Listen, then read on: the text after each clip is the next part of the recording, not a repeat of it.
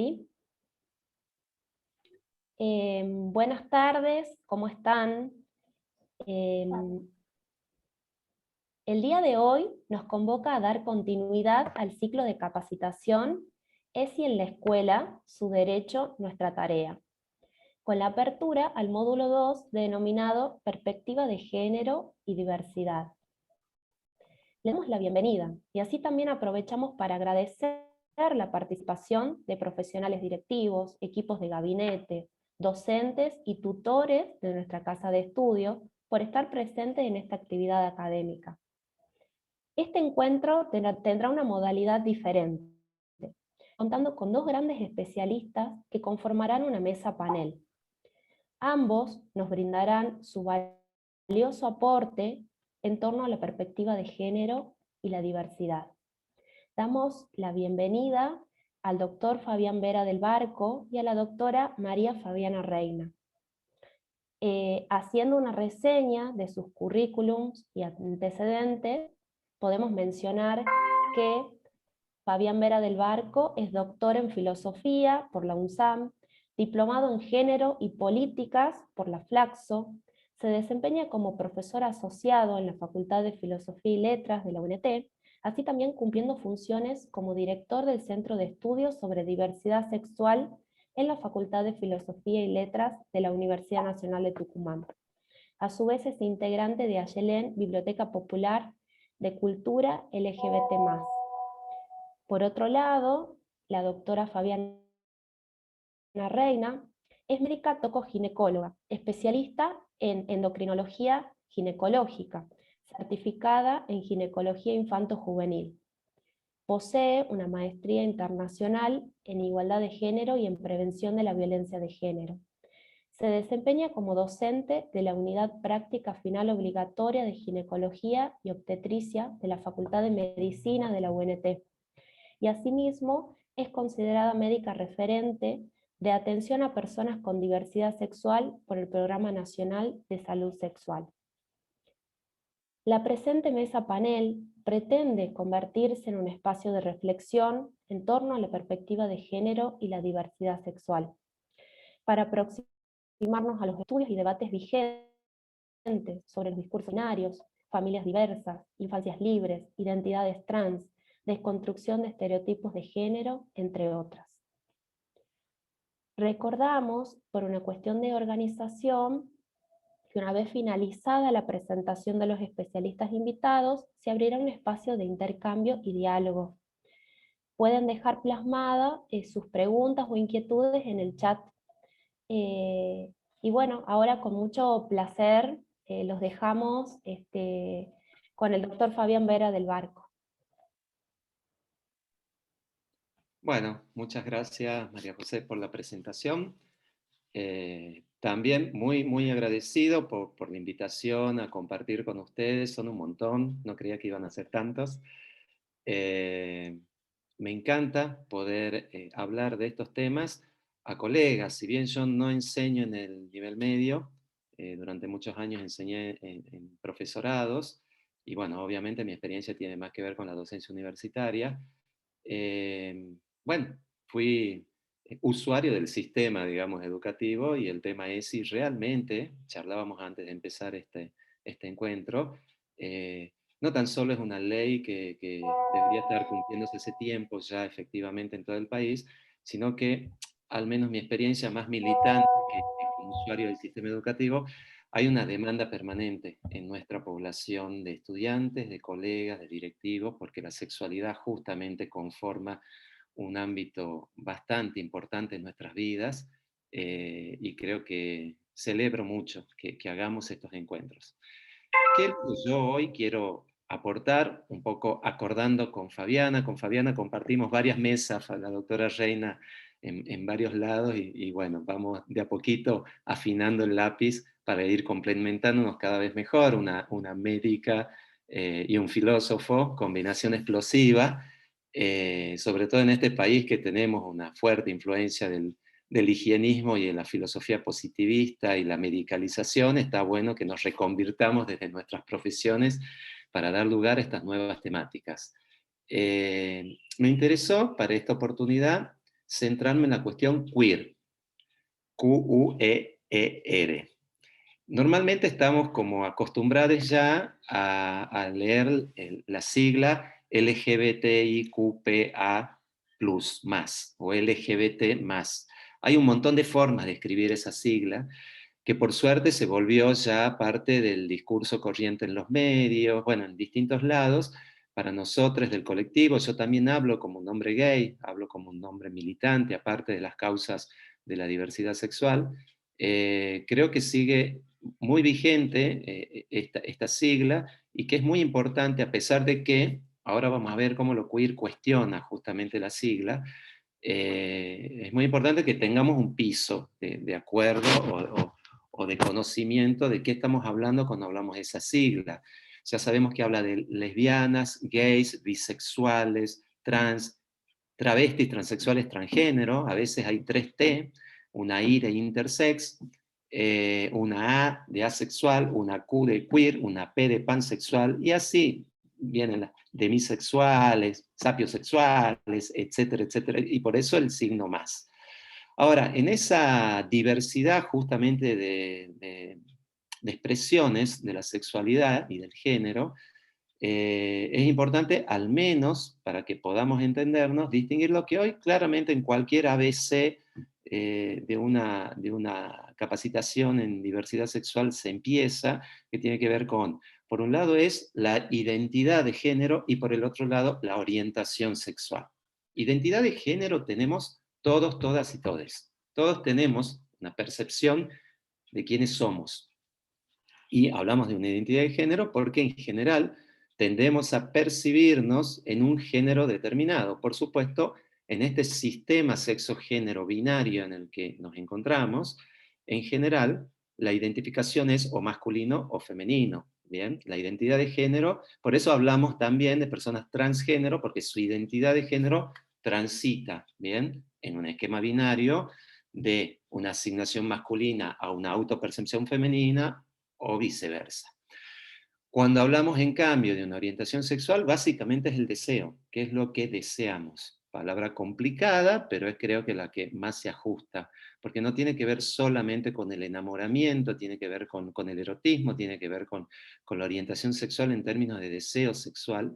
Y básicamente en el manual que nosotros tenemos, básicamente tenemos el heterosexual, la persona heterosexual, la persona homosexual o la persona bisexual. Ahora bien, todas estas categorías en realidad se fueron construyendo con el discurso tecnocientífico de la modernidad. A partir del siglo XVII se inventa la homosexualidad. No es que no hubiera prácticas sexuales entre dos varones o dos mujeres, o no hubiera una multiplicidad de circulación de deseos, sino que se fabrica justamente por una mirada científica, hoy llamaríamos cientificista, pero por una mirada de construcción de la ciencia positiva, de observaciones, sobre todo médica, del cuerpo como una máquina, etcétera, etcétera, esta idea de que hay una normalidad vinculada de la sexualidad, vinculada con la reproducción, y de ahí había algunas prácticas y o personas que se apartaban de ese paradigma de normalidad, y a esas personas homosexual. De hecho, de lo homosexual surge después lo heterosexual como la norma. Y obviamente ahí es donde se instala la cuestión del binarismo. Hay dos extremos o dos bandos, un macho y una hembra, un masculino y un femenino, que obviamente, como ya todos sabemos acá, terminan con construcciones sociales muy, muy, muy, muy fuertes, que determinan las expectativas de los mundos de la masculinidad y los mundos de la feminidad. Esto, como hoy lo podemos ver, es un complejo biopsicosocial político, digamos, esta cuestión del binarismo, esta cuestión de los polos opuestos y complementarios, este discurso hegemónico que tenemos, que de alguna manera la sigla LGBTI más acepta, de alguna manera. ¿Por qué digo de alguna manera acepta? Porque, bueno, se supone que una persona lesbiana es una mujer asignada con un sexo femenino por sus rasgos físicos, endocrinológicos, bueno, lo que ya nos va a explicar mucho mejor la doctora Reina, que se autopercibe como una mujer femenina y que le gustan las mujeres. En el caso de los varones también. En el caso de los varones gays. O sea, lesbianas, gays, bisexuales, trans siguen estando, aunque no nos sentimos muy cómodos, pero dentro de este sistema sexogénero que habla de polo masculino y femenino y de orientaciones y deseos sexuales. Frente a esta situación que solemos llamar heteronorma, y ahí ya empezamos un poco con la posición queer, eh, ha habido no tan solo manifestaciones de grupos sociales, sino también teóricas, intelectuales, que empezaron a poner en cuestión todo este sistema sexogénero y de hecho empezaron a llamar a este sistema que estaba naturalizado como el sistema de género, como un modo hegemónico de vivir la sexualidad. Y ese modo hegemónico de vivir la sexualidad fue llamado heteronorma y también binarismo sexual.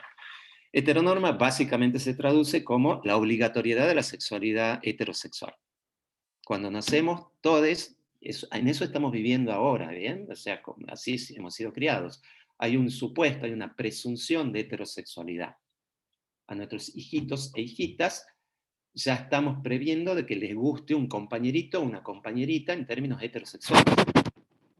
Igual que con la expresión de género, es decir, cómo nos manifestamos en nuestra ropa, en nuestros gestos. Hay gestos que son considerados más femeninos, gestos que son considerados más masculinos. Todo eso lo ven ustedes en la escuela, y de hecho la escuela es una gran construcción de heteronorma, ¿bien? Es quizá uno de los dispositivos, usándolo a Foucault, más poderosos que hay de construcción de la heteronorma. Por eso resultan tan estalladoras algunas situaciones de ruptura o de disrupción del heteronorma en el ámbito escolar, porque justamente el ámbito escolar históricamente fue diseñado, entre otras cosas, para normalizar nuestros comportamientos, vidas, sentimientos bajo esa heteronorma. ¿Cómo surge esta cuestión de lo queer? Y ahí voy a la Q, de la LGBTIPQ, que es la que me interesa hoy, hacer nada más que un señalamiento. Después, si quieren, les voy a pasar un listado de bibliografía bastante accesible, algunas, otras más técnicas, de teorías queer. Y desde ya hago la propaganda, entren a Yelén Biblioteca LGBT, y ahí ya tenemos gran parte del catálogo, no todo, y si no nos escriben. La Biblioteca Yelén es el acervo bibliográfico más importante que hay en el noroeste argentino en temas de diversidad sexual. Lo fuimos trabajando entre grupos militantes y el Centro de Estudios sobre Diversidad Sexual de la facultad que estoy dirigiendo. Cierro el chivo. ¿Cómo empieza toda esta cuestión de lo queer? O por lo menos donde a mí me gusta empezar, digamos. A ver si logro compartir pantalla, que soy medio nabo para estas cosas. Ahora voy a pasar unas fotos, algunas son bastante malas porque, bueno, en el apuro. Stonewall Inn es un barcito en Estados Unidos, en Nueva York, que se transforma en un ícono del movimiento de la diversidad sexual, del movimiento homosexual, movimiento gay, movimiento LGBT, hay muchas formas de decirlo, que en el año 1969 fue la sede, fue el espacio en que se desenvuelve unas racias que eran muy comunes, y siguen siendo lamentablemente muy comunes, en los ámbitos de socialización del colectivo de la diversidad. Stonewall era un bar donde se juntaba gente gay, gente lesbiana, gente trans, a socializar, y cada tanto caía la policía, cerraba, encarcelaba, hostigaba, etcétera, etcétera. Estamos hablando de una época donde la homosexualidad estaba criminalizada, patologizada, perseguida, estigmatizada moralmente, y por lo tanto uno tenía que vivir al margen de las normas.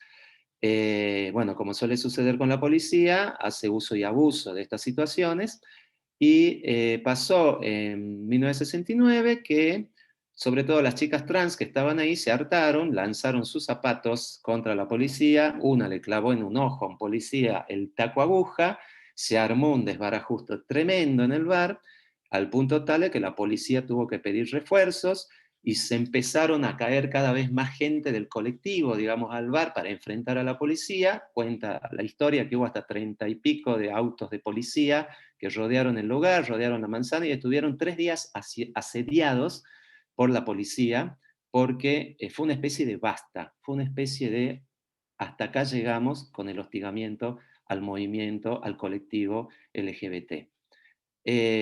Siempre se compara, no siempre, los estudios culturales que se desarrollan a partir de los años 90, sobre todo en Estados Unidos, que se transforman también en los Gays and Lesbian Studies, los estudios sobre gays y lesbianas, toman este hecho como un hito en la historia muy similar a, por ejemplo, el hecho de Rosa Parks cuando decide no levantarse del asiento asignado a los blancos en un colectivo, en la Norteamérica segregacionista, y eso, un hecho muy cotidiano donde hay un individuo, o una individua en este caso, que decide ponerle un coto a las situaciones de opresión de su colectivo, y generan un movimiento como sucedió con Rosa Parks, y el movimiento de igualdad, digamos, de las vidas negras importan, que continúan igual que los movimientos de la diversidad hasta el día de hoy manifestándose.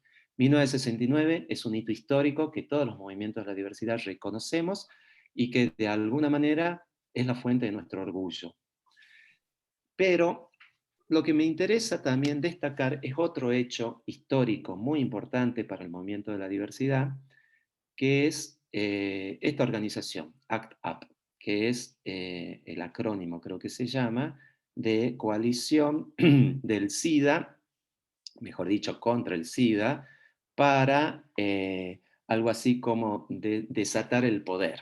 Pero además, esa frase, ACT UP, si hay alguna profesora de inglés acá, capaz que me lo corrige, pero también se puede entender como pórtate mal. ACT UP se transforma en un movimiento de acción directa, dicen hoy los manuales y los estudios culturales. Acción directa significa que intervienen directamente. Muy poco organizado, con mucho contenido anarquista. ¿Por qué el SIDA? Porque justamente en la década del 80, mediados del 80, cuando el SIDA aparece en este planeta, ustedes saben que inmediatamente es asociado a la comunidad de varones homosexuales y considerada la peste rosa, que es utilizada por los medios, digamos como hoy, el medio basura, en una producción realmente demonizadora y estigmatizadora, no tan solo del colectivo, sino que además sobre eso se monta la moralización, el cientificismo, las opresiones de todo tipo se concentran alrededor del tema del SIDA, y transforman el tema del SIDA realmente en un problema muy serio, porque se convierte la población homosexual no tan solo en una población inmoral, sino en una población demográficamente peligrosa, porque estaba transmitiendo un virus, este era el discurso, que podía matar a toda la humanidad. Caíamos como moscas, esa es la realidad. Una vez detectado el virus, en 3 meses te morías. Y sobre todo en Estados Unidos en ese momento no había ninguna contención del Estado. Entonces, ACT UP aparece como una respuesta política sumamente violenta para exigirle al Estado, para exigirle a los Estados Unidos, sobre todo al Congreso de los Estados Unidos, que tome decisiones políticas para que haya un acceso a la salud digno al colectivo de gays y lesbianas. Se hablaba en ese momento, pero sabemos que había muchas personas trans que todavía estaban invisibles o invisibilizadas, y realizan intervenciones muy fuertes, digamos, alrededor de distintas ciudades de Estados Unidos que después se despliegan en capitales importantes de Europa. Estamos hablando de los años 90 ya. Algunas fotos, si ustedes googlean ACT UP, van a encontrar.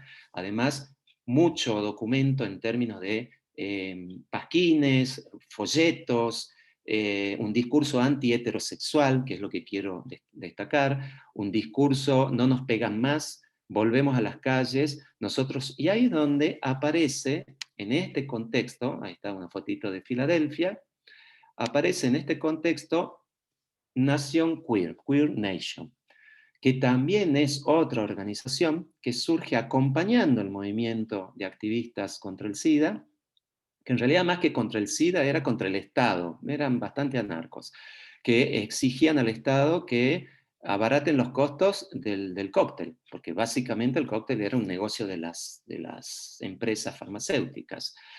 Y ahí empieza toda una elaboración ideológica sobre lo queer, que básicamente es anti-heterosexual.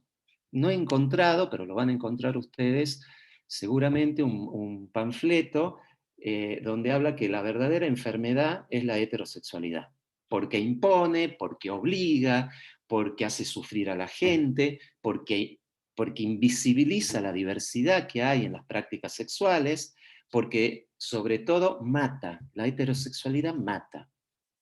Por eso me tuve mucho en la época histórica en la que estamos, ¿bien? Porque esto que fue un hecho político muy importante para los Estados Unidos y que después, insisto, se despliega hacia Europa, el silencio equivale a la violencia, fuck your gender, la visibilidad queer, nosotros somos queer. ¿Y por qué queer? Queer significaba torcido, raro. Eh, Queer es lo torcido, straight es lo recto. Queer es el homosexual, straight es el heterosexual. Eso es en la lengua coloquial inglesa, norteamericana, inglesa. ¿Bien? El sentido de queer era un sentido peyorativo, era un insulto. Era un puto. Lo que nosotros decimos básicamente, y se sigue utilizando en la cancha, es puto, marica, trolo, etcétera, etcétera. Se toma ese nombre y se lo usa orgullosamente. Acá estamos los putos, acá estamos orgullosamente los torcidos, los sacados de la sociedad para exigir al Estado de que también tenemos derechos y exigimos derecho a ser tratados dignamente, etcétera, etcétera, etcétera. Por eso hablan de una nación rara. Acá esto es Asociación Parol, esto es de Barcelona. Miren esa frase, la familia nuclear es radioactiva. Está buenísima la frase, en el sentido de cómo lo que estaban poniendo en tela de juicio, cuerpos insumidos atados al placer. Esa era otra consigna. Dejar de patologizar la homosexualidad o la diversidad sexual, que claramente estaba patologizada por detrás del SIDA, y empezar a asumir el discurso de la sexualidad por el placer, por la decisión, por las elecciones, ¿bien? No había por qué tener que estar explicando ni buscarle etiología de los comportamientos sexuales, ni estar medicalizando. Todo esto en los 90, y ya voy terminando, en Argentina tuvo su impacto. Quizás para otra oportunidad hablamos de Argentina, pero me interesaba mucho hablar de este origen, que es un origen político-social muy intenso, que claramente es de un colectivo en particular y que todavía seguían en la discusión de las minorías sexuales. En Argentina hubo una organización en los años 80 que se llamó Gays por los Derechos Civiles, inaugurada por varios varones homosexuales porteños, entre los cuales se destacó Carlos Jáuregui, que con DC, que se llamaba así, Derechos Civiles, Gays DC, empezaron toda una movida muy parecida a la que estaba sucediendo en Estados Unidos, pero hablando de la ciudad de Buenos Aires, contra los edictos policiales para alcanzar un tipo de libertad para sociabilizar, básicamente, porque también en los boliches LGBT de Buenos Aires entraba la policía permanentemente y se los llevaba en razias. Entonces, en la lucha de derechos civiles, que es donde ahí se empieza a discutir el tema de un matrimonio para personas del mismo sexo, es donde también se empieza a discutir la cuestión del HIV. Y Argentina es uno de los primeros países en la región, y no sé, quizás también en el mundo, que toma decisiones políticas, una agenda política por salud pública de permitir el acceso gratuito a las personas con HIV de los medicamentos y de todas las terapias que sean necesarias, cosa que en Estados Unidos hasta el día de hoy es muy difícil. Por supuesto que estamos hablando de sistemas de salud muy distintos. ¿Por qué me interesaba hablar de todo este contexto histórico para hablar de la diversidad sexual? Porque queer, y es una de las cosas que a mí más me gusta de las teorías queer, no tiene que ver ni con una identidad de género, ni tiene que ver con una orientación sexual, ni siquiera tiene que ver con una expresión de género. Por eso no pega muy bien con la sigla. Queer, lo más parecido a lo que hoy podemos hablar en términos castellanos, tiene que ver con justamente la diversidad humana, con el discurso contrahegemónico, con el discurso contra la heteronorma, contra la medicalización, contra la patologización. ¿Y por qué a mí me interesan los estudios queer? Además de que me interesa la historia, me gusta el tema de los movimientos políticos. ¿Por qué NESI? No es por una cuestión meramente informativa o formativa en términos de perspectiva histórica, sino porque los estudios queer, que se iniciaron también en Estados Unidos, una de las referentes que yo amo teóricamente, Judith Butler, y uno de los libros más interesantes se llama El género en disputa. Toman también herencia del feminismo, otra historia muy importante también para poder ligar, que no alcanza el tiempo, porque también le va a cuestionar a las feministas de su momento de que ese feminismo que están defendiendo es un feminismo de un grupo determinado de mujeres que tienen bastantes privilegios. En cambio, una mujer latina, una mujer trans, una mujer que vive en los barrios bajos, etcétera, etcétera, no está representada por ese feminismo universitario, blanco, de clase media, que estaba llevando adelante una lucha por la igualdad muy importante. Todo eso va a influir en las teorías queer, que en gran parte son transfeministas, y perfecto, exactamente, la Priscila nos está aportando en los estudios latinoamericanos el QUEER, se lo ha latinizado, latinoamericanizado por queer, C-U-I-R, y que básicamente también tiene un poco este espíritu anti-heteronorma, y que es, y cierro con esto porque lo dejo ya casi como un planteo para el debate, creo que son las expresiones y las prácticas y las vivencias a las que nos están desafiando las nuevas generaciones. Y me refiero a niñas y adolescentes hoy por hoy. Yo tengo 50 años, empecé todos estos estudios hace 10 años y siempre estuve muy atado por mi formación, por mi ubicación en esta cronología, a los movimientos LGBT, autoafirmado como gay, discutiendo con colectivos transfemeninos, transmasculinos, todo eso se llaman políticas identitarias.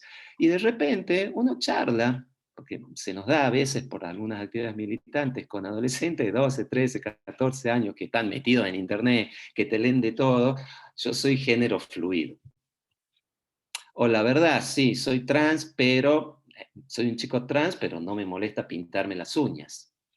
Bueno, todo eso que están manifestando muchas de nuestras subjetividades en las aulas y en muchos escritos y muchas actividades que están haciendo que me parecen maravillosas, lo están haciendo sin saber toda la historia que hay por detrás, y me parece maravilloso, porque justamente creo que es eso lo que deseaban esos activistas de las fotos allá en los 80 y allá en los 90, cuando decían, nos oprimen las normas que nos obligan a ser de una forma determinada, que si no somos de tal forma, vas a sufrir.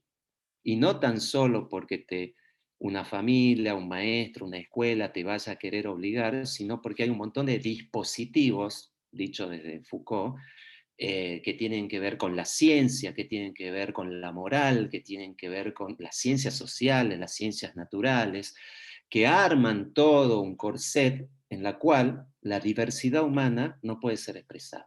Y creo que si algo de interesante tienen todas estas teorías queer, es que nos pueden llegar a ayudar muchísimo, como adultos que somos, a encontrar nuevas formas de vincularnos con las nuevas generaciones, que por suerte, ya viviendo acá en Argentina, en un país con matrimonio igualitario, con ley de identidad de género, con cupo laboral trans que acaba de ser aprobado por el Congreso de la Nación ayer, con una casa rosada iluminada por la bandera trans, es muy emocionante. Y creo que tenemos un futuro muy grande por delante y una responsabilidad muy grande por delante como educadores, porque se vienen con toda. Hay que poder entenderlos y creo que hay que sobre todo aprender a escucharlos.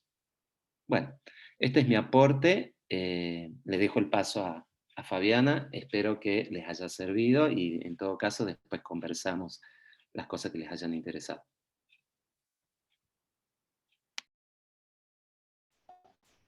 Bueno, gracias, Fabián. Por ahí Fabián moviliza tanto con lo que dice que después uno se siente como muy en el armario cuando quiere explicar lo que yo voy a explicar. En el armario me refiero a las palabras. Yo voy a hacer, voy a compartir mi presentación y doy mucha cosa. Hablo y muestro mucho y muestro fotos y muestro cosas, pero al final a quien le haya quedado algo en el tintero, haya quedado algo sin resolver o sin cerrar o lo que fuere, solo tiene que preguntar y volvemos si es necesario, ¿de acuerdo? Vamos a compartir. Muy bien. Ustedes me confirman si es que se está viendo. ¿Ahí estamos? Ahí se ve, Sí, Fabiana. está perfecto. Muy bien, vamos a poner el cronómetro porque así no me paso de tiempo. Bueno, ya los chicos me presentaron. En realidad soy ginecóloga y endocrinóloga infanto-juvenil, y eso fue lo que me llevó a introducirme mucho en esta temática, por justamente esto que decía Fabián, ¿no? La medicalización, que vamos a entender al final que no todas las personas lo solicitan, pero quienes lo solicitan necesitan que alguien los acompañe mucho más de la medicalización, como decíamos, porque vamos a entender que hay una situación muy compleja alrededor de todo esto que no se sabe, no se entiende, y por ahí es la consecuencia de lo que pasa con este tipo de personas. Entonces, la palabra diversidad, si nosotros tomamos en este momento una captura de pantalla de todos los que somos, 85, creo que conté 85 personas, si tomamos una foto de cada pantalla en este momento, esa es la mejor representación de la diversidad. Es decir, ninguno que está a la par del otro, ni arriba ni abajo, se parece al otro. ¿Por qué? Porque necesitamos entender que todos entramos dentro del concepto de diversidad. Y cuando hablamos de diversidad en identidad sexual, hablamos de que una persona es compleja y por lo tanto no podemos encasillarla en una categoría rígida ni con una definición determinada. Es un poco lo que decía Fabián. ¿Por qué necesariamente nosotros, por leyes que no sabemos de dónde vienen, tenemos que categorizar o poner a una persona y decirle, no, vos no perteneces a esto, o vos estás fuera de esto, y por lo tanto eso es anormal, patológico, etc.? Entonces, se presentan muchas variables, muchos matices, y dependen de las características personales y del marco social e histórico en el que emergemos, y eso lo mostró Fabián recién perfectamente, y por lo tanto hay que entender un concepto. Yo no puedo seguir mi presentación si no entiendo que cada persona es única e irrepetible, y que su situación personal tiene que ser tomada de esa manera, si no, no podemos ayudar. Porque cuando decimos que hacemos atención integral en diversidad, decimos que estamos hablando de la construcción identitaria de las personas, que nos estamos metiendo en su sexualidad y entendemos sexualidad como un todo, o sea, con el sexo, con la corporalidad, con la expresión, con la identidad, con la genética, con la biología, con su orientación sexual, con todo.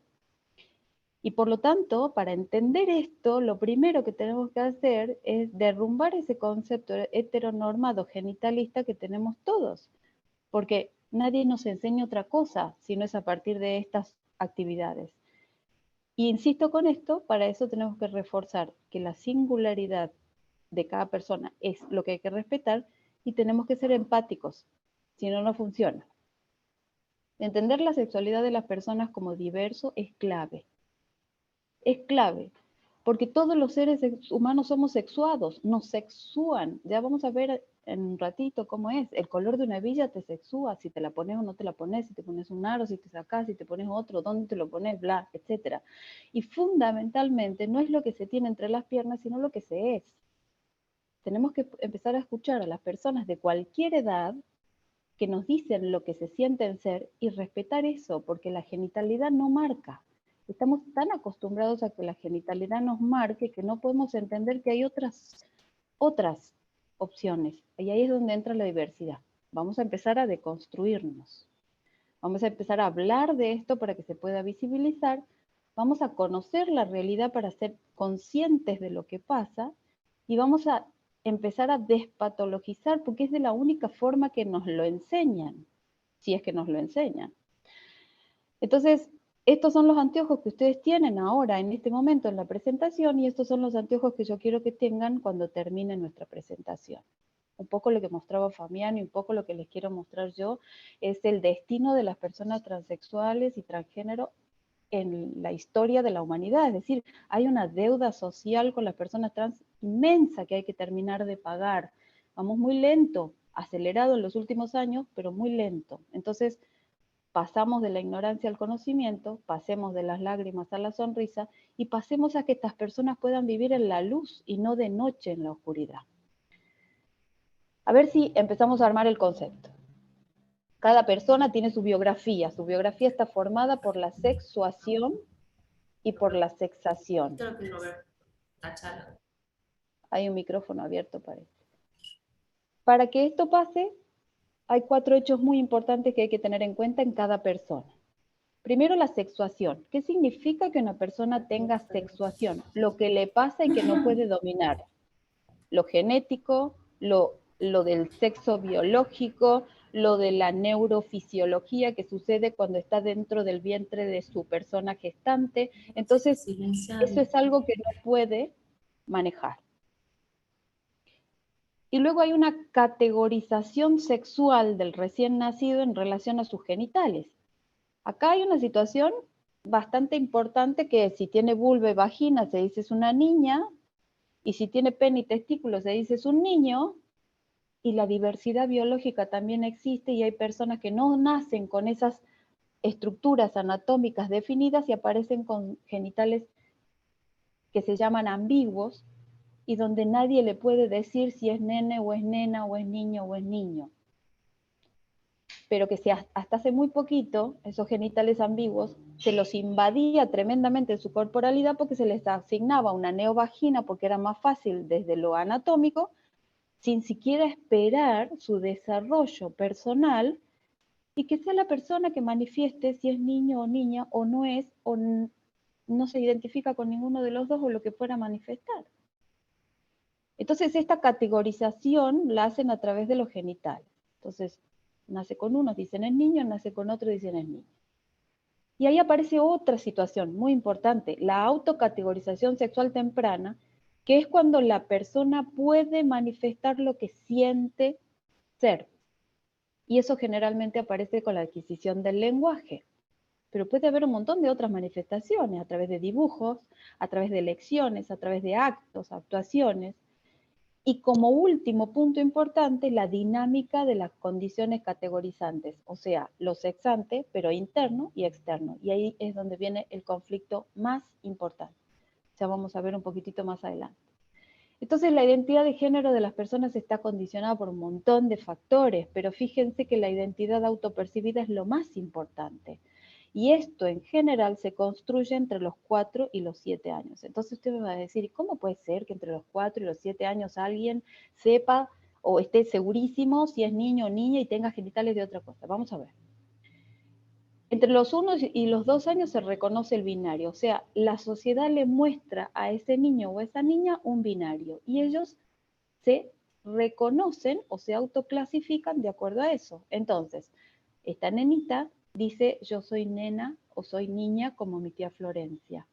Y este niño dice yo soy niño como mi tío Francisco. Un poquito más adelante, a los 3, 5 años, canalizan esta clasificación con roles.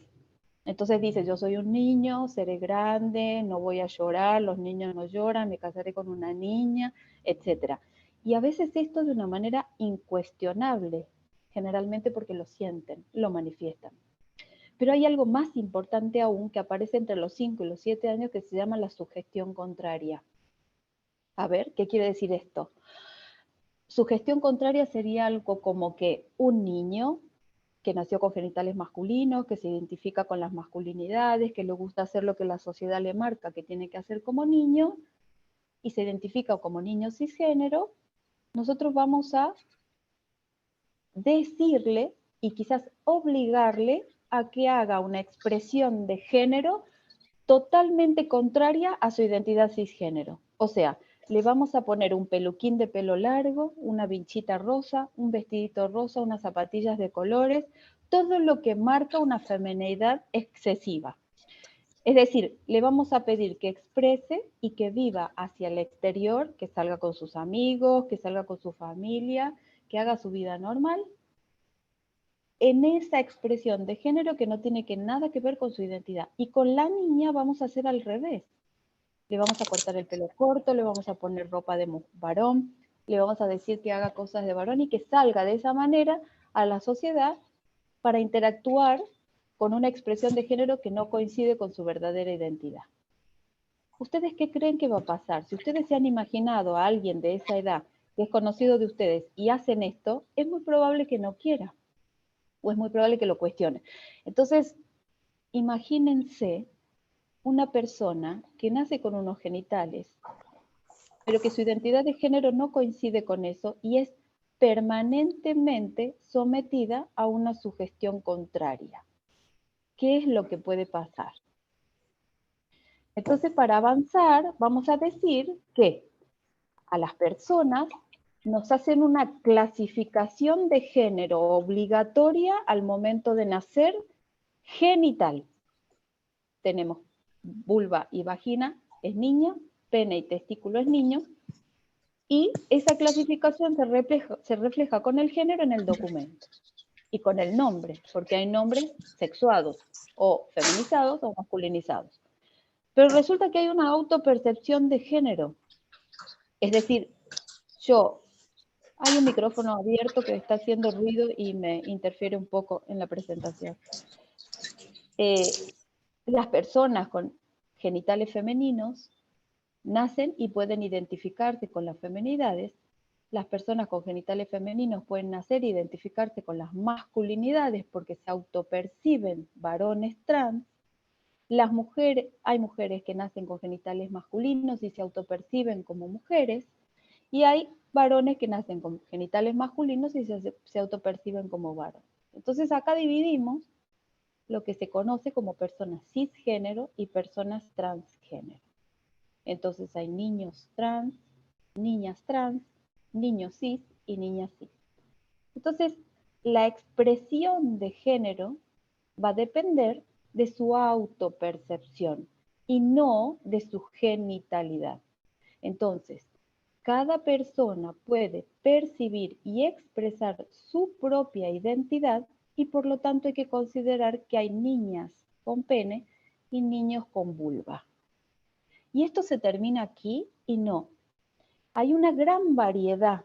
Ahí hablamos de diversidad, entonces si miramos con perspectiva de género, podemos reconocer la diversidad. Un poco lo que decía Fabián recién. Nosotros podemos tener personas trans que corresponden al binario, pero podemos tener personas trans que no están dentro del binario o no se consideran dentro del binario.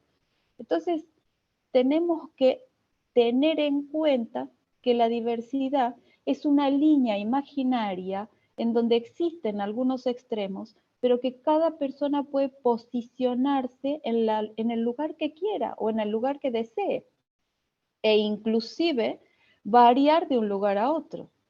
Entonces, otra cosa que hay que tener muy en cuenta, y que Fabián lo dijo también, es que la identidad de género de las personas, todo lo que les acabo de explicar, no tiene nada que ver con la orientación sexual. Porque cuando yo hablo de identidad de género de la persona, hablo de lo que la persona siente y desea expresar. Y cuando hablo de orientación sexual, hablo de con quién me complemento yo en la sexualidad y en el amor. Entonces, podemos ver que la heterosexualidad tiene que ver con parejas heterosexuales, parejas homosexuales, personas bisexuales, personas pansexuales y personas asexuales. Esto no tiene nada que ver con la identidad que cada una de estas personas puede expresar o querer mostrar.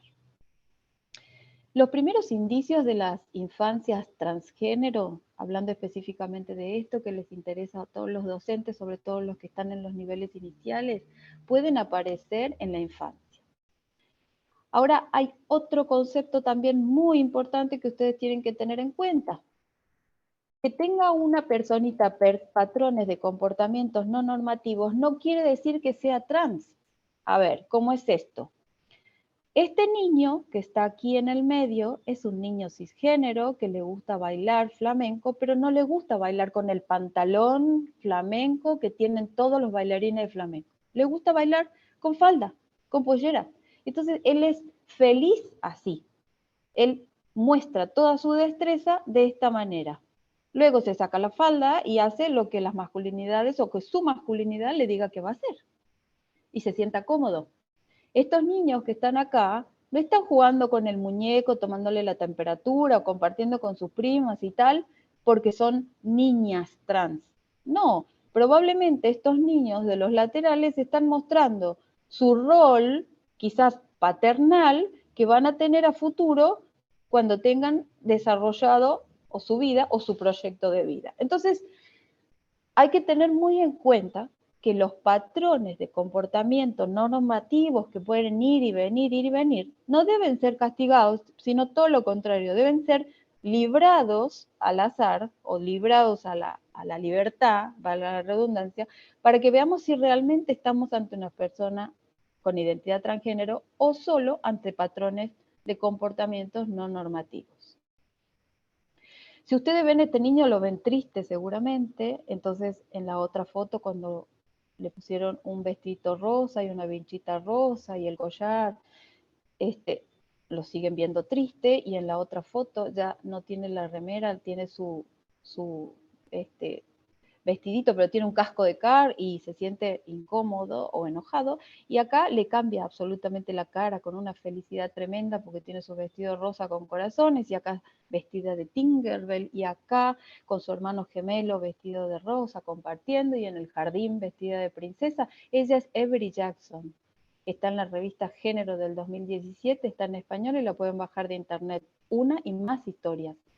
Lo que dice Avery es: lo mejor de ser una niña es que ya no tengo que fingir ser un niño. No son ni niñas ni niños, son lo que se sienten ser y lo van a expresar independiente de su genitalidad. El hijo de Angelina Jolie, que es un varón trans, Katie, que es una niñita trans, Alejandro, que estuvo en Gran Hermano y es un varón trans, Rylan, que es una historia tremenda porque nació con genitales femeninos, hipoacúsica, no escuchaba, cuando le pusieron el implante coclear, que lo tiene acá si ustedes lo ven, dijo: soy un niño. Entonces Rylan es un varoncito trans. Les voy a contar un par de relatos. Dice: todas las mañanas era una batalla. Odiaba todas las braguitas que le ponía, odiaba todos sus zapatitos. Recuerdo un sábado a la mañana teníamos una comida y yo quería que se vistiera algo más especial. Le habíamos regalado una faldita preciosa. Me pareció el día perfecto para que la estrenara. No quiso ponérsela. Empezó a llorar y patalear muy enfadado. Yo, asqueada de las batallas de cada mañana para vestir, me planté, le dije que si no se ponía la falda iría en bragas. Y así salió al portal, hasta la puerta de la calle en bragas. Allí ya rendido, se tuvo que poner la falda. Me duele pensar en lo que hice porque ahora entiendo su humillación. No modifiqué ninguna palabra, claro que no son relatos de acá. Algunos. Le conté a la persona que estaba al otro lado del teléfono lo que habíamos vivido en los últimos años. Y le dije que no sabía si mi niño era un niño o una niña. Me respondió: ah, ¿tiene 7 años y no sabes si es una niña o un niño? No me dijo más nada. No hizo falta. Se me cayeron las vendas que había ido construyendo, hacía mucho tiempo que lo sabía, pero no lo quería ver. No me atreví a verlo porque me daba mucho miedo. Mi hija mayor tiene vulva y mi hija pequeña tiene pene. ¿Cuántas veces me preguntaron en relación a mi hija pequeña si no era demasiado pequeña? Entonces yo les respondía: ¿demasiado pequeña para qué? Y me decían: si no era demasiado pequeña para que tuviera tan claro que era una niña. Entonces yo respondía: ¿por qué nunca nadie me preguntó si por mi otra hija no era demasiado pequeña para saber que era una niña? Y por último, cuando con 6 años aún pensábamos que era un niño, un día que andábamos de broncas porque no se quería poner un vestido, le dije: mira, a partir de ahora solo te voy a comprar pantalones y te voy a cortar el pelo como un chico. Se le iluminó la cara y me dijo: mamá, ¿esto se puede? Miren, cuando no se conoce esta realidad y cuando no se deja expresar, estas son las consecuencias. El común denominador es el rechazo. Una persona que no tiene cabida cuando es rechazada permanentemente en todos y cada uno de los ambientes en donde se maneja en la sociedad, incluso en la escuela. Las consecuencias de no saber, un poco Fabián lo dijo: disminuye la expectativa de vida, mayor autoagresión, suicidios, discriminación, marginación, enfermedades de transmisión sexual y muerte, la historia de la diversidad sexual por años, agresión verbal, física y sexual, expulsión del hogar, condiciones laborales precarias, alteraciones en la salud mental y abandono escolar. En el año 2012, para sancionar la ley de identidad de género se hizo una investigación. Susi Shock es una activista trans y en uno de los libros dice, la soledad no es mala, lo malo es que te dejan sola no por algo que hiciste, sino por algo que sos, la esencia de la vida. Entonces, se necesitó en el 2012 una ley que le permitiera a cada persona, incluso personas trans, poder vivir como querían o poder ser libres para expresar lo que sentían. Entonces, para convencer la sanción de esta ley se hizo una investigación y ahí se dieron cuenta que las personas trans tenían una expectativa de vida de 35 años, que se morían muy jóvenes y un gran porcentaje, por ejemplo, fíjense, el 43% entre los 22 y los 31 años, y que las causas de muerte eran todas evitables. Infecciones por HIV, asesinato, suicidio, complicaciones de los tratamientos que solas las personas se hacían. La población de mujeres trans solo llegaba en un 2% a completar su estudio terciario, abandono escolar. El 70% buscaba trabajo, 80% decía que su identidad le dificultaba encontrarlo, 70% trabajaban por cuenta propia, pero fíjense que el trabajo sexual era la única o la mayor fuente de ingreso en ese momento. Con la población trans, varones no era era bastante diferente en relación a esto en una sociedad patriarcal. El 45% trabajaba por cuenta propia, pero no era por la prostitución, solo 3 dijeron eso, y 48 trabajaban en relación de dependencia. El 95% de las personas trans hasta ese momento había referido situaciones de violencia y discriminación en todos los ámbitos, incluso en la escuela. 8 de cada 10 mujeres no tenían ni obra social, ni prepaga, ni plan estatal. Entonces, 5 de cada 10 para hacer modificaciones corporales se inyectaban silicona líquida, que es lo que nosotros en las mujeres ahora mayores estamos viendo como consecuencias en su salud física.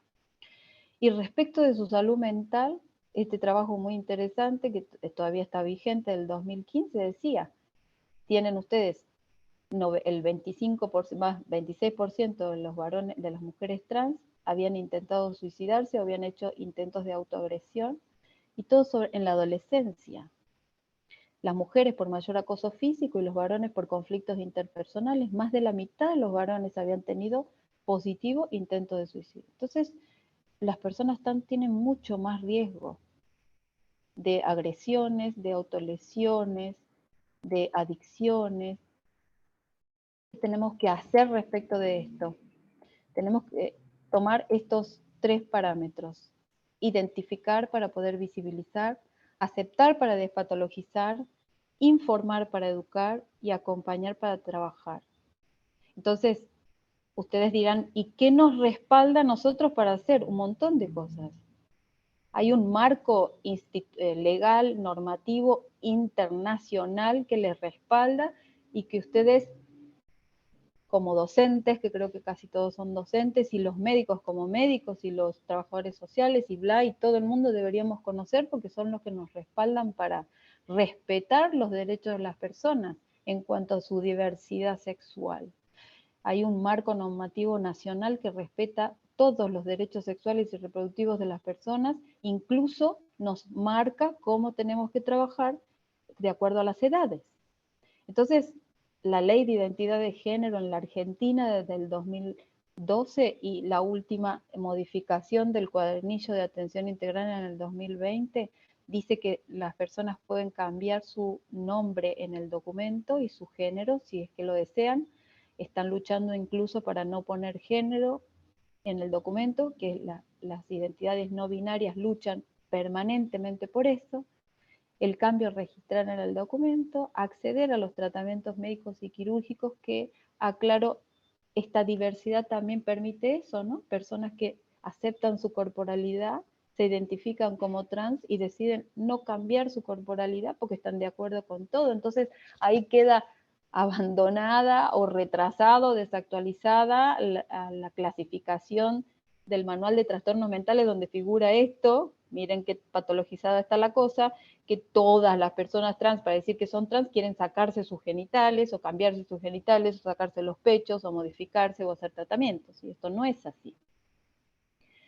La ley dice que los subsistemas, si la persona decide, lo tiene que cubrir, y que para esto solo hace falta el consentimiento informado, a diferencia de otros países en donde se les pide la rectificación, donde se les pide el cambio de las cirugías o tratamientos de hormonización de un tiempo. Entonces, lo que necesitamos hacer ahora es deconstruirnos para poder empezar a pagar esa deuda social. ¿Cómo lo vamos a hacer?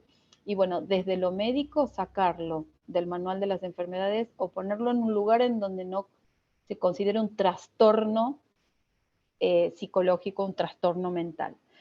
Por otro lado, hacer o garantizar todo lo que sea para que la salud física y mental de las personas trans, binarias, no binarias, lo que fuere, esté garantizada. Entonces, una de las formas es a través del sistema de salud. Esto lo comprobamos nosotros en un trabajo que les voy a pasar rapidísimo, que evaluamos la calidad de vida en salud desde el inicio y a los 6 meses de solo contener a las personas y lo que venían a requerir tratamiento hormonal se les asistía.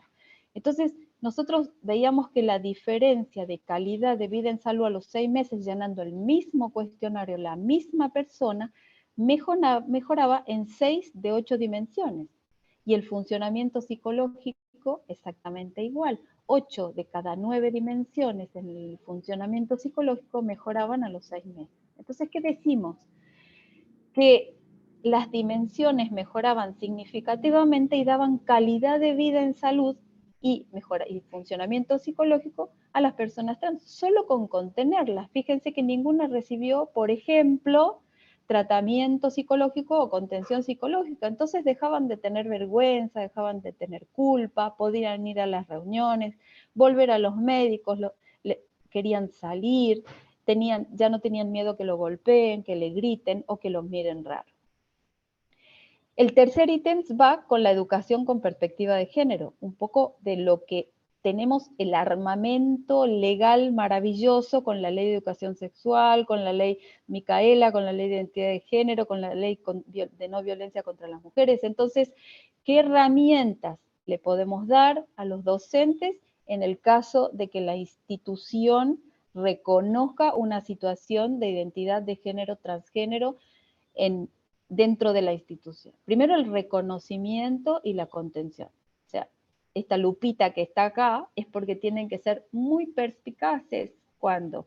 Porque hay muchas personas que no lo muestran de entrada o que lo dibujan o lo entreveran de otra manera o cada persona tiene la forma de expresarlo diferente y ahí hay que estar muy atentos. Entonces, primero saber que esta realidad existe, que a partir de esto ustedes ya la conocen y saben que existe. Generar espacios seguros, el ámbito o la institución escolar en principio y el hogar, como ya vamos a ver, tienen que ser ámbitos en donde la persona se sienta segura y no amenazada. Esto del bullying que todo el mundo conoce en todas las formas habidas y por haber. Respetar sus ritmos, no hay que obligar nada, es lo que les acabo de decir, cada persona muestra su ritmo, su forma, su manera y cómo le haga bien. Y por lo tanto hay que escuchar. Y el escuchar no es solo escuchar el lenguaje, sino escuchar todo lo que hace la persona y estar atento en relación a lo que nosotros vamos aprendiendo. ¿Cómo podemos contactar esto de la escuela con la familia ante situaciones de identidades trans? Puede ser la familia quien notifique a la escuela la situación de transexualidad, puede ser el equipo escolar que convoque a la familia ante la identificación de una situación de transexualidad. O puede ser que está la aceptación de un familiar, un responsable parental o una figura de apego de la persona que sea de confianza como para hacer nexo entre la familia y la institución. Pero está la otra parte, hogares en donde hay una negación inconsciente de no aceptación de esta realidad y hay situaciones mucho más graves todavía de violencia o malos tratos. Y a partir de acá surge esto. Tenemos en nuestra provincia, en nuestro Ministerio de Educación, un protocolo de actuación ante situaciones de transexualidad. Digo, hay un instrumento de enseñanza que le diga a los docentes, a los directivos, a las instituciones en general cómo van a actuar cuando se identifica una persona trans o una realidad trans en el colegio o en la institución. Cuando yo averigüé esto en el Ministerio de Salud, si lo quieren, en el Ministerio de Educación, lo dejo a modo y punto de discusión y quiero que lo anoten para que lo charlemos. Sí voy a sugerir como material, que ya les vamos a pasar después porque lo tienen para distribuírselo, la comunicación número 615 de la Ciudad de Buenos Aires, que es un protocolo de actuación en las instituciones educativas. ¿Qué pasa? ¿Cómo se tiene que organizar la institución ante la identidad, ante la visibilización de una identidad transgénero? Tratar según el género y su nombre autopercibido. La persona dice cómo quiere que se la llame y es así como la tenemos que llamar. Entonces, siempre hay que preguntar, ¿y cómo querés que te llames? Si es que no los expresa espontáneamente. Y eso tiene que representarte dentro de los registros de la institución, o sea, la ley dice cómo tiene que registrarse esta situación y es colocar el documento, el apellido, el nombre autopercibido y entre comillas las iniciales del nombre que figura en el DNI si es que aún no hizo cambio registral. Garantizarle que pueda usar una indumentaria neutra y un uniforme que no le genere malestar. Es decir, si estoy ante la presencia de un varón trans, no le voy a obligar que vaya con el uniforme de las chicas, en el caso de que sea una institución en donde se exija un uniforme para ellos y un uniforme para ellas. El uso de sanitarios o duchas de acuerdo a su decisión o sin descripción de género, o sea, tiene que tener la libertad de que puede ir al baño cuando quiera y donde quiera. Aunque ustedes no lo crean, y lo van a ver en uno de los videos de documental que yo les voy a pasar como material, hay chicos y chicas y chiques que van al colegio y no entran al baño desde las 6 de la mañana que llegan hasta las 2, 3 de la tarde o quizás un poco más. Y por supuesto trabajar en conjunto, no podemos trabajar aislados, hay que trabajar con el trabajador social, la trabajadora social, la psicopedagoga, los docentes, hay que trabajar en el ambiente del aula primero, en el ambiente docente y no docente de la institución, y luego con las familias, los padres y las madres. ¿Por qué hay que trabajar con esto? Porque pasa lo mismo que nos pasaba a todos antes de meternos en este tema. No se conoce, no se entiende y hay que educar para evitar justamente lo que yo les estaba mostrando recién. ¿Qué es lo que no tenemos que hacer? Hacer interrogatorios permanentes al niño, niña o adolescente, insistir en que exprese las cosas, todos tienen su tiempo, su momento, adelantarse a los pasos sin consultar. Yo no puedo ir a hablar con la familia, con alguien, si no me lo autoriza la misma persona, no puedo avasallar su decisión, es un tema muy delicado y lo tengo que consensuar. Darle demasiada relevancia, es decir, exponerlo o permanentemente tratarlo, evitar tratarlo, eso es otra cosa que no puedo ignorar esta situación porque los resultados a veces son tremendos, mostrar nerviosismo, inseguridad, ansiedad o miedo, de última, disimularlo, buscar ayuda y volver. Y lo otro que no tengo que hacer es no hacer nada. Nosotros, en los años que tenemos ya, hemos comprobado que la contención familiar es la mejor herramienta que tiene una persona trans para ser feliz y vivir en sociedad. Si no hay contención en el hogar, muchas cosas fallan. Entonces, no lo digo yo desde que estoy con esto y trabajo en la fundación, sino que lo dicen los estudios. Hay estudios publicados que marcan que las personas que tienen contención desde la infancia por su identidad transgénero viven mucho más felices y tienen mejores resultados. Entonces mi concepto o mi pensamiento es, antes eran mujeres y hombres transgéneros luchando por sus derechos, como lo mostró Fabián, y ahora son padres y madres y familias enteras luchando por los derechos de sus hijos, y esto es un cambio social importantísimo. Es más fácil criar niños fuertes que reparar adultos rotos. Esto es lo que nosotros intentamos hacer cuando decimos debemos contener a las infancias transgénero. Entonces, siempre termino las presentaciones y me queda medio minuto. Dime y lo olvido. Enséñame y lo recuerdo. Involúcrame y lo aprendo. con esta frase de Benjamin Franklin les voy a contar mínimo, rapidísimo su historia. Benjamin Franklin le encantaba escribir. Era un niño prodigioso, escribía poemas, poesías y cosas maravillosas. Su papá no le permitía desarrollar este arte propio, este talento, y le quitaba los lápices, las lapiceras, no le permitía escribir, no le compraba y encima se los sacaba. Benjamin tuvo la gran dicha de tener un hermano que se dedicó al periodismo y que hizo un diario. Entonces el hermano de Benjamin le dio un pedacito en su diario para que él publicara todo lo que le gustara escribir, todo lo que deseara. Y adivinen qué, le dijo, no vas a figurar como Benjamin Franklin, vas a figurar como el entrometido silencioso. Y adivinen ustedes quién fue la primera persona que llamó y alabó lo que escribía el entrometido silencioso. Sí, exactamente lo que están pensando. El padre de Benjamin Franklin. Muchas gracias.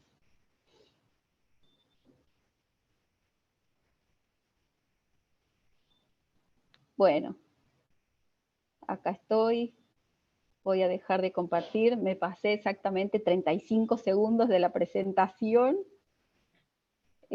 ¡Ay, no me vieron! ¡Ay, no puse la cámara! Y eso que dije que lo primero que iba a hacer era poner la cámara. Igual, Perdón. creo que coincido, digo, con el resto de que estamos, ahí quedamos expectantes, impecable el desarrollo, cómo se fueron encadenando cada uno de los relatos, las imágenes. La verdad que Fabián también, hay una palabra ahí recurrente que quedó en el chat que era la emoción. Y Fabiana también dio continuidad a este paso. Ahora le voy a ceder la palabra a la profe Mariana Bustos, ¿sí? Que ella va a coordinar y va a ordenar la dinámica de intercambio. Mariana, te doy la palabra. Sí, hola, estaba viendo el chat, pero bueno, todavía no han puesto ninguna pregunta, salvo una docente que preguntó cómo se llamaba la agrupación, Transformando Familias, no sé si... Ay, gracias por pasar el chivo. Capaz que puedas explicar un poquito de qué hacen ahí, alguna cosita, no sé. Sí, si me lo permiten, perfecto.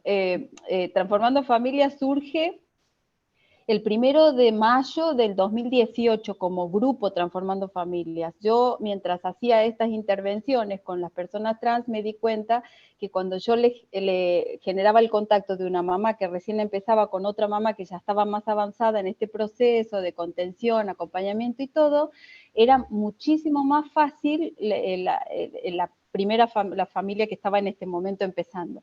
Entonces de ahí decidimos juntarnos 5 personas, 2 mamás, 2 personas trans adultas y yo, y creamos Grupo Transformando Familias. Luego, en el 2020, con esto de la pandemia, que todo se revolucionó, nos dijeron, ustedes tienen que ser fundación, y nos demoró 8 meses por tras de la pandemia ser fundación. Tenemos una página de Instagram, una página de Facebook y la página web, donde pueden entrar. Nuestros objetivos son muy fáciles: acompañar, asesorar y contener a las personas trans de cualquier edad y sus familias, y hacer capacitaciones, que de paso el chivo, en julio vamos a largar una capacitación. Bueno, ya está, basta de chivos. Y yo quiero también decir que el espacio de Transformando Familias es hermoso, es recontenedor.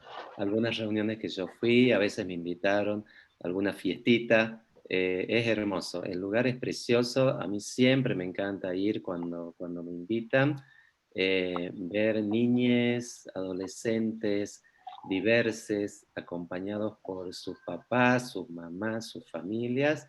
Es algo que sinceramente yo no creía que iba a haber acá en Tucumán. Así que siempre aprovecho las posibilidades que me dan para felicitar a Fabiana y a todo el grupo de Transformando Familias, porque es maravilloso lo que se crea en ese espacio. Bueno, acá hay una profe, tía, que nos dice, muy emocionante escucharlos, me quedo con esto de que tenemos una deuda social con el colectivo, No deberíamos siquiera tener que decir colectivo. Muy emotivas las dos exposiciones, muchísimas gracias. Tal vez podrían decir algo con respecto a la deuda social o cómo podemos colaborar para que esa deuda sea menor, digamos, o que ya no sea. Tal vez, no sé si quieren decir algo con respecto a eso. ¿Quieres decir algo vos, Fabi? El rol docente es central en todo esto. El rol de ustedes, a veces no solo docente, ¿no? La escuela es fundamental, porque así como yo dije en esta revisión histórica de que la escuela es un dispositivo opresor, justamente tiene las herramientas, es uno de los dispositivos, una de las instituciones clave en la liberación de esas opresiones. El tema del acoso escolar es algo que hay que parar cuanto antes. Y el acoso, el bullying, no es algo de los chicos, de los niños, niñas o niñas. Son el mundo adulto que permite eso. Los chicos y chicas reflejan lo que ven en el mundo adulto. Entonces, una de mis preocupaciones, o de las preocupaciones que siempre tenemos desde la organización, desde la Biblioteca de Selén, es la cantidad enorme de demandas de personas de todas las edades, pero sobre todo de adolescencias e infancias que están sufriendo acoso. Y creo que el rol de las instituciones escolares es central. Con que se hagan estos trabajos, tenemos el pasto echado, digamos, para un montón de otras cosas, ¿no? Sí, Bueno, respecto de tu pregunta, sí, perdón, no, Mariana. no, no, sí, sí, Fabi. Quiero completar un poquitito lo que dijo Fabián, me ha dado pie para ir pensando mi respuesta. Creo que la clave para pagar la deuda social es la visibilización y el conocimiento. Porque lo que yo me doy cuenta que no hay, incluso entre mis colegas, por ejemplo, porque no hay esto que yo les acabo de decir a ustedes o que les acabo de contar, probablemente no lo sabían o lo veían de otra manera o no lo entendían de esa manera o tampoco se imaginaron que las mujeres trans desde niñas lo manifestaran. O sea, hay cosas que no se conocen, no se saben, entonces creo que la mejor forma de pagar la deuda social es conociendo la realidad de las personas trans. Y eso tiene que ver con esto de la Ley de Educación Sexual Integral, que tiene una pata chueca en ese sentido. Es una muy buena ley como herramienta para el binario, el respeto a las personas de acuerdo a su identidad y el compartir todo de todos. Pero este tema de la diversidad sexual, incluso te digo, para las personas que nacen con genitales ambiguos, que se llaman intersex, que hay una organización internacional en lucha para que se dejen de operar estas personas cuando nacen, eso se desconoce y también tendría que estar, porque son niños y niñas que van a ir al colegio como cualquier otro. Entonces, el conocimiento creo que es la mejor forma de empezar a pagar esta deuda. Y otra cosita que dijiste, Fabi, que me diste pie perfecto, es los niños y los adultos. Cuando se identifica una infancia trans en un jardín o lo que fuera, y ustedes se dan cuenta cómo son los chicos juegan, comparten cosas, van y vienen, van a la casa, alguien cuenta de eso, vuelve y el chico ese ya no se quiere juntar con la niña porque le dijeron en la casa que es un putito, bla, bla, bla. Es decir, la inocencia de conocimiento que tiene un niño le permite interactuar y compartir sin ningún problema. Los sesgados somos los adultos, ¿sí? Sesgados por esto, por la realidad social que nos marca el condicionante tremendo de la binormatividad en todo lo que hacemos. Bueno, eso quería decir. Sí, un poco también ahí lo que, la importancia de trabajar con las familias, ¿no? Lo que decís, doctora. Y bueno, y acá hay una consulta, vuelvo a consultar de una docente sobre el documental Los pájaros, dice identidades transitando el vuelo. Sí, yo hablé con Andrea para compartirle material y hay 2 documentales que les quiero pasar, que si ustedes lo buscan en internet, en YouTube, lo van a encontrar perfectamente, sin ningún problema, que es Los pájaros transitando el vuelo, que es uno que hicimos acá en Tucumán con los chicos de medios audiovisuales de la Facultad de Arte, que salió maravilloso, y otro que se llama Niños Rosados, Nenas Azules. Niños Rosados, Nenas Azules es un documental que hace una fundación de Chile que se llama Transitar, y ese documental también es maravilloso, es súper emocionante, muestra muchas realidades desde los protagonistas y sobre todo los padres que participan en ese documental.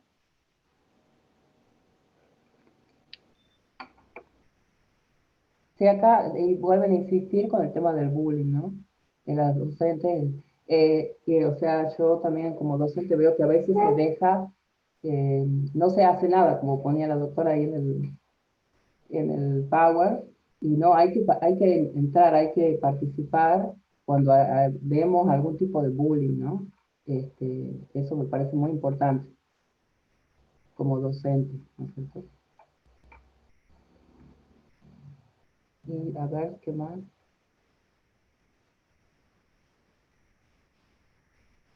Bueno, van agradecido, por supuesto, excelentes exposiciones muy claras, estoy aprendiendo un montón, lo que decía la doctora también, esto de saber, ¿no? De tener información, de compartirla, esta información también me parece importante compartirla con nuestros colegas que no están haciendo el curso, pero que están al frente de los chiques, y es muy importante esto de la edad, ¿no? De la edad cuando ya desde muy chicos ya se definen, ¿no? Se autoperciben. Eso a mí me ha parecido muy, muy interesante, que no lo tenía muy claro, la verdad que no.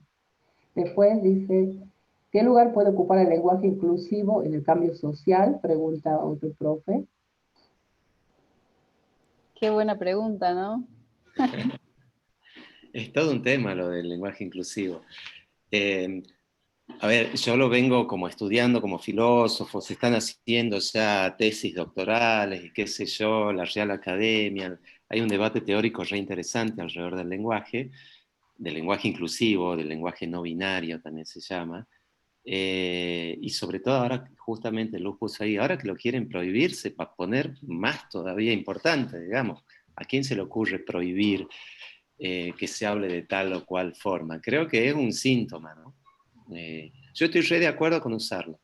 Me cuesta mucho usarlo, pero la verdad que en la biblioteca, como gran parte de los compañeros de la biblioteca son no binarias, no te queda otra, porque claramente estás tratando con gente a la que no le cabe ni el masculino ni el femenino. Entonces la verdad que a mí me cachetean cada 2 por 3 y uno aprende como uno aprende todo en la vida, lo importante que es respetar a la gente.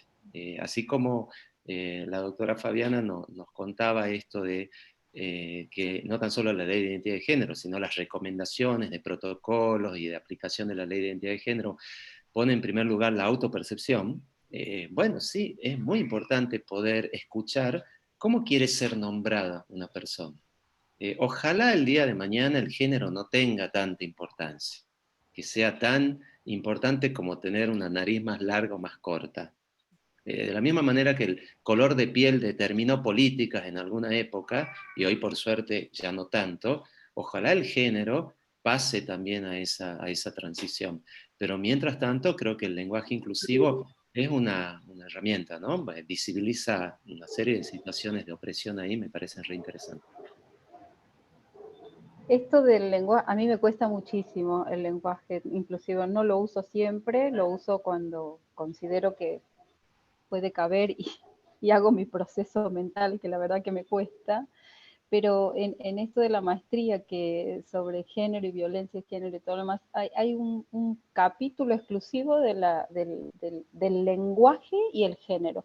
Si quieren también, Andrea, yo se los puedo compartir, y da una herramienta que a mí me pareció maravillosa, que es reemplazar las palabras por términos neutros, donde nadie se sienta ofendido. Entonces vos decís hola, hola a todos, y en vez de decir hola a todos, en vez de decir hola a todes, decís hola, ¿cómo están ustedes? Y ahí ya no estás diciendo género, estás usando otra palabra, nadie se siente ofendido y estás quedando bien con todo el mundo. Y la otra opción es preguntar a la persona, ¿te molesta si te digo tal cosa? ¿Te molesta? Y la otra es cómo querés que te diga. Eso es fundamental. Sí, porque vos estás mostrando interés y respeto en el otro a cómo quieres que él se sienta bien o ella se sienta bien. Entonces, ¿qué más que eso? Y de ahí, a partir de ahí, lo usamos, ¿sí? O las muletillas que tengo yo, como decir, hola corazón, hola bombón, hola... y que me sirven un montón, porque tengo un montón y no me acuerdo el nombre de muchos, y figura en el documento una cosa, le abro la cartilla y dice otra, entonces como que tengo que usar algunas herramientas. Ujú. Buenísimo. Acá preguntan, otra profe, ¿cómo se caracterizaría una persona asexuada o que no se identifica con un género? ¿Qué significa que se caracterice? Que se No, exprese, ¿será? ¿Algo así? no sé si la profe quiere decir algo, la que escribió. O que habilite el micrófono, por ahí hacemos el debate así hablando, me parece más práctico. Porque no están poniendo mucho en el chat. Pero, profe Abella, Marilia Abella. ¿Cómo se caracterizaría una persona asexuada o que no se identifica con un género? Sería cómo se describe o cómo se define, porque han dicho, digamos, muchas descripciones de los otros, de las otras formas, digamos, pero de esta no, es como que no está claro cómo sería. En la lista de etiquetas, bien, eso que LGBTHIJK, bueno, no está la A de asexual más que de asexuada. Es un pequeño detalle terminológico ahí, pero que es importante. Asexuada es cuando uno hace algo para que no se visibilice la sexualidad, pero una persona asexual, en general, eso hay mucho Instagram, mucho TikTok ahora, sobre el tema de las distintas expresiones de... Yo entré a TikTok y es un mundo con toda esta cuestión, les aviso, usen TikTok, enseña muchísimo. Eh, bueno, una persona asexual en la lista de etiquetas es una persona que no considera el sexo como una parte importante de su vida y por lo tanto es algo que no le da mucho valor. Eso no significa que no se enamoren, eso no significa que no tenga un mundo de emociones, porque justamente separa la sexualidad, digamos, o el sexo de las emociones. Pero básicamente lo que yo en general interpreto, porque aparte de otra cosa, no es que la etiqueta indica, es al revés, digamos, o sea, la etiqueta sale porque la gente se expresa, no es que están las etiquetas en un mundo ideal y yo tengo que encajar a la persona en esa etiqueta. Un poco la experiencia que uno va ganando en el camino este de la diversidad sexual. Los gays no son todos iguales, ya no se usa eso. Ay, yo también tengo un amigo gay que te lo voy a presentar porque seguro que se van a llevar bien. O sea, nada, ya no sirve, digamos, esta cuestión de la etiqueta ni para la teoría queer, ni para nuestro trato cotidiano. Hay tantas expresiones de la sexualidad como personas, ya lo dijo Fabián recién. Ahora, cuando una persona asexual hace como gala de su asexualidad, en realidad mi percepción, mi interpretación es que hacen una crítica muy profunda a la sexualidad como un consumo, ¿no? O sea, esta sociedad de consumo que nos está permanentemente poniendo de acicate la sexualidad y que todos tenemos que estar demostrando tener una vida sexual, ubicarse en algún lado, definirse, ser orgulloso, es una cosa muy agotadora. Entonces yo escuché relatos muy interesantes de personas demisexuales o asexuales que ponen en un segundo plano o tratan de minimizar casi a cero la cuestión de la sexualidad, no porque tengan temor, no porque tengan, sino porque es un lugar en el mundo en el que se encuentran bien y tienen muchas cosas para criticar la sexualidad humana bajo los cánones que estamos viviendo ahora. Es re interesante escucharles. Acá volví a leer la pregunta y dice asexuada. Digamos, no existen las personas asexuadas. No sexualidad como lo acaba de explicar Fabián, asexual, en cuanto a su sexualidad como compartir sexualidad con otras personas, digamos. Pero no hay personas asexuadas, es decir, la biología nos sexa a todos, incluso a las que nacen con genitales ambiguos, o sea, todos somos sexuados, que no tiene nada que ver con la identidad autopercibida o con la expresión de género, porque ahí va el complemento de la diversidad. Si no lo entendemos así, cada persona es una manifestación diferente de todos esos aspectos que tienen que ver con esto, ¿no? Con el sexuado biológico, con el sexuado expresión, con el sexuado identidad, con todo. Que no se identifique con un género ni con otro, eso es otra cosa. Y su manera de expresarlo va a depender de esa persona.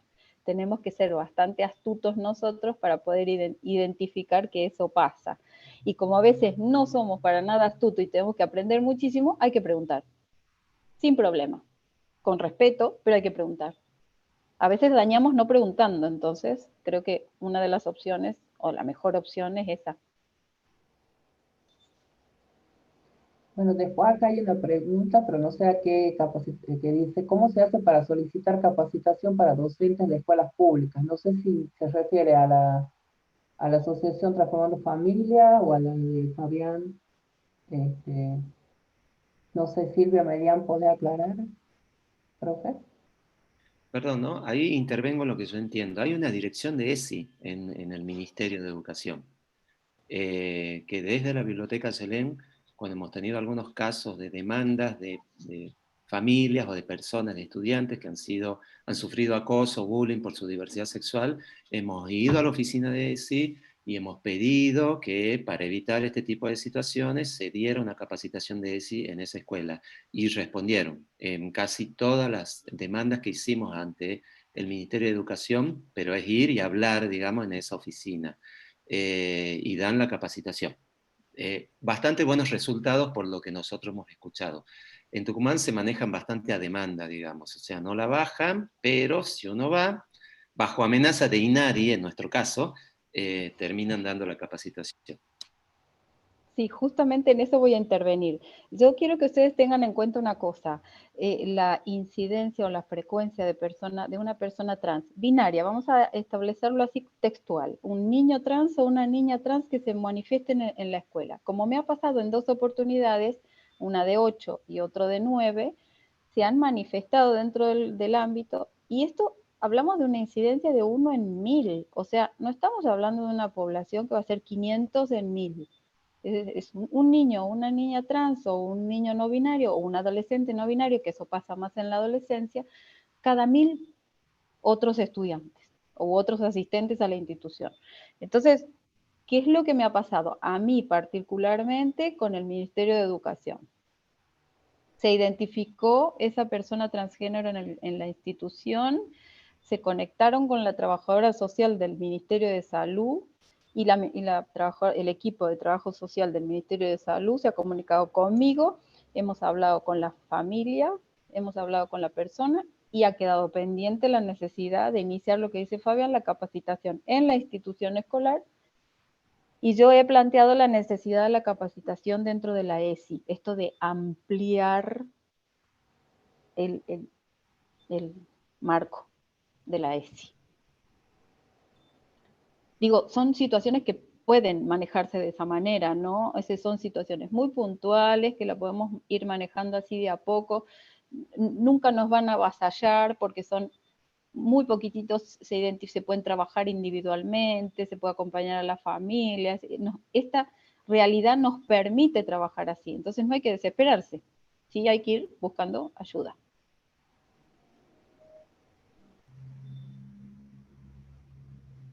Después, bueno, acá vuelven a como insistir, no sé, o aclarar, piden aclaración, capaz que me estoy confundiendo, dice, pero una persona asexual es un tipo de género.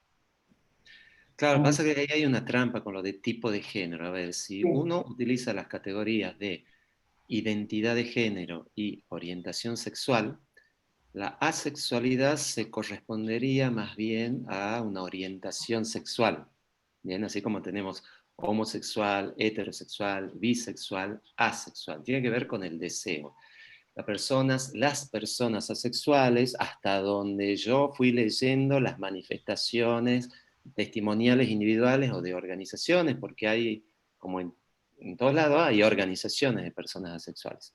Salió hace un tiempo un artículo, creo yo, que en página 12 sobre asexualidad, eso es cuestión de googlearlo, manifiestan justamente la idea de que la sexualidad, la práctica de la sexualidad no es algo que sea imprescindible en sus vidas, ¿bien?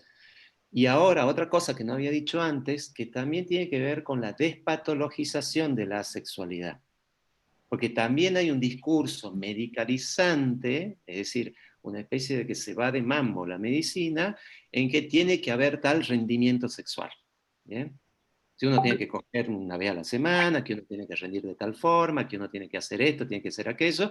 Hay personas que no necesitan ni se sienten bien haciendo todo eso y se sienten bien con un comportamiento que para algunos cánones hay un problemita ahí porque no ejerce la sexualidad. Por ahí capaz que está más claro.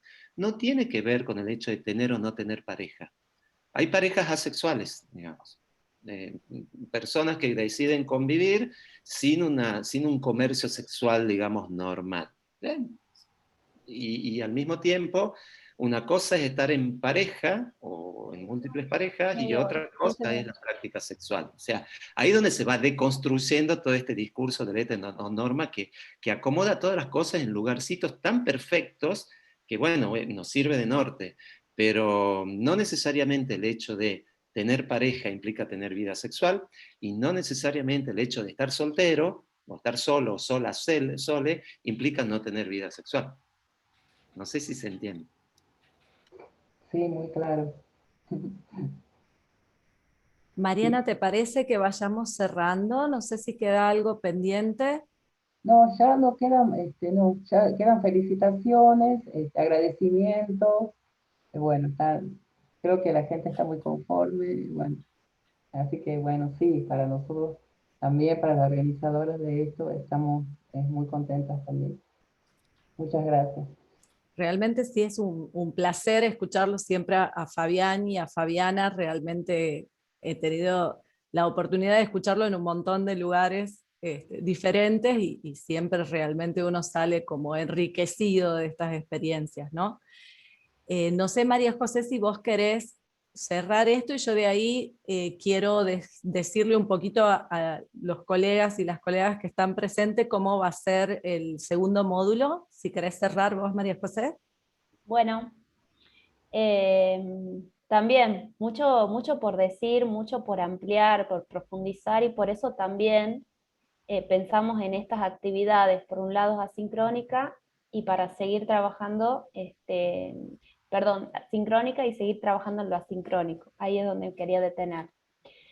Luego de este interesante y valioso intercambio, pero también maravillosas ponencias, damos por finalizado este segundo encuentro, convencido de que en cada paso vamos incluyendo y aportando nuevas preguntas, desafíos y sobre todo espacios para pensar nuestro rol en torno a la ESI en cada una de nuestras instituciones. Por ello también vamos a contar con actividades asincrónicas del campus para continuar profundizando colectivamente nuestras visiones, nuestras experiencias y nuestros conocimientos.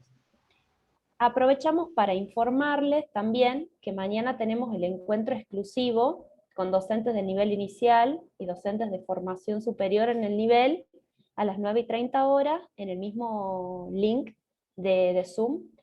Y bueno, agradecer especialmente a Fabián y a Fabiana por su tiempo, por sus conocimientos. Hay muchos aplausos virtuales, que a pesar de las distancias nos sentimos muy cerca y nos han acogido muy bien cada uno de los dos, así que bueno, ahí hay un aplauso. Desde la comisión organizadora le deseamos también un excelente fin de semana.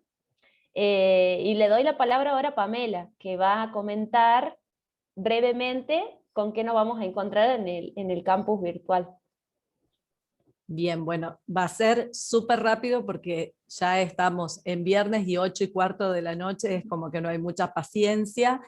Voy a compartir rapidito la pantalla como para que tengamos una idea de lo que se van a encontrar. ¿Me avisan si se ve, María José? Sí, perfecto. Sí, se ve. Buenísimo. Lo que van a encontrar ustedes cuando se encuentren o cuando iniciemos el próximo lunes es el módulo número 2, un poco de lo que veníamos hablando está planteado en el esquemita. Están planteados los objetivos, hay 2 videitos cortos que ustedes se van a encontrar como para empezar a dialogar. Como ya les había explicado temprano Priscila, hemos desglosado en material de lectura obligatoria, mucho más sintética, material sugerido complementario y documentos legales y normativos que tienen mucho que ver con lo que planteó la doctora Reina hace unos minutitos. Una actividad individual, bastante breve, que tiene que ver justamente con esta idea de la tía traba de Susie Shock, que también ha hecho mención en su presentación la doctora Reina, y una actividad grupal en el cual vamos a plantear como una especie de una producción de un pequeño decálogo con 10 aspectos a tener en cuenta para fomentar dentro de las instituciones educativas cuestiones que tengan que ver con instituciones diversas. ¿Sí? Y bueno, y un poco lo que también hacían mención Fabián y Fabiana, incluir en el saludo tanto a mujeres, varones y otras identidades, diciendo, por ejemplo, buenos días estudiantes, ¿sí? Y eso lo van a compartir en el foro, señalando quiénes son los autores del mismo. Eso sería como sintéticamente, y para no robarles más tiempo, dejo de compartir. Y bueno, ha sido un placer y muchísimas gracias por acompañarnos y esperemos que entiendan también que desde la red lo que se busca es ofrecerles materiales y ofrecerles ayuda también en los que hagan falta, pensando en lograr estas instituciones más inclusivas y que realmente sean lugares habitables de deseo, de acompañamiento, de trayectorias escolares felices, amigables, sostenidas, y que, bueno, que podamos ir de a poquito trabajando para construir esas nuevas instituciones, ¿no? Bueno, muchísimas gracias.